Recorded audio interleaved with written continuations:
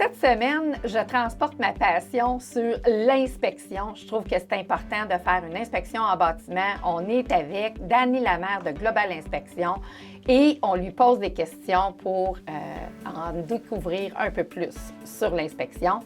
J'aimerais ça que tu nous expliques comment choisir un bon inspecteur. Qu'est-ce que ça prend pour dire que c'est un inspecteur qui est reconnu et qui est pertinent?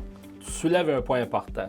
Par le passé, il y a eu de la négligence à ce niveau-là. Maintenant, les inspecteurs sont encadrés par des associations. Les associations obligent les inspecteurs, un, à avoir une assurance erreur et omission, et deux, à suivre des formations adéquates chaque année pour se mettre à jour sur les nouveautés.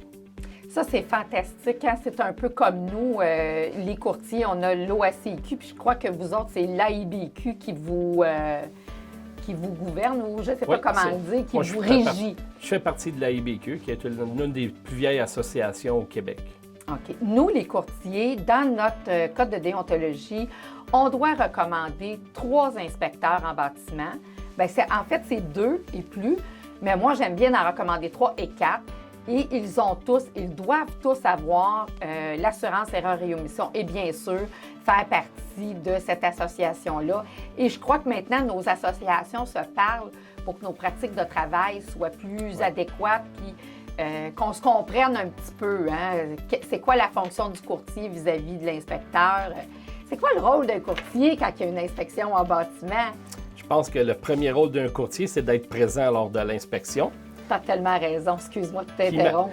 Qui malheureusement n'arrive pas toujours. Parfois, il y en a qui laissent aller, mais c'est important parce que quand l'inspecteur arrive sur les lieux, un des points les plus importants, c'est que le courtier devrait être là pour rassurer son client.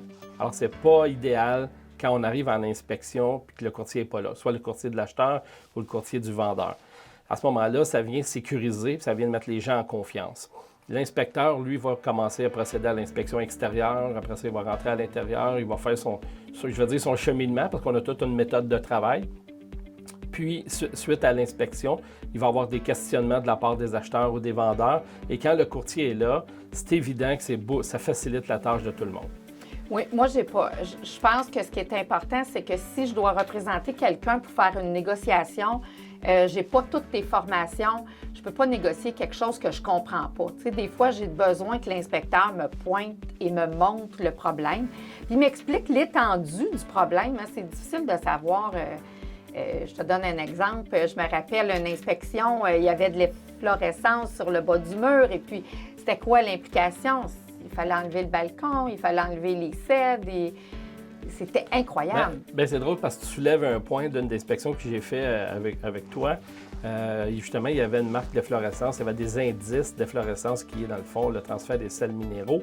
Et suite à ma demande de pousser un petit peu plus loin puis de faire une analyse exhaustive du système de drainage, on s'est aperçu qu'il y avait un affaissement des racines et les drains étaient complètement engorgés. Oui, on avait vraiment 10 de la valeur de la propriété. Je me rappelle très bien de cette propriété-là.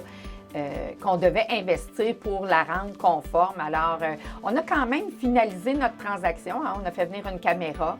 Et puis, les vendeurs ont dit de toute façon, il faut réparer, que ce soit pour cet acheteur-là ou les prochains. Et eux n'avaient pas envie de le faire. Alors, tout le monde était content. On a fait une baisse de prix. Puis, on a quand même conclu la transaction. Tout le monde est en sécurité. Ça a été quand même une super belle transaction. Je m'en rappelle très bien que ça fait déjà quelques années.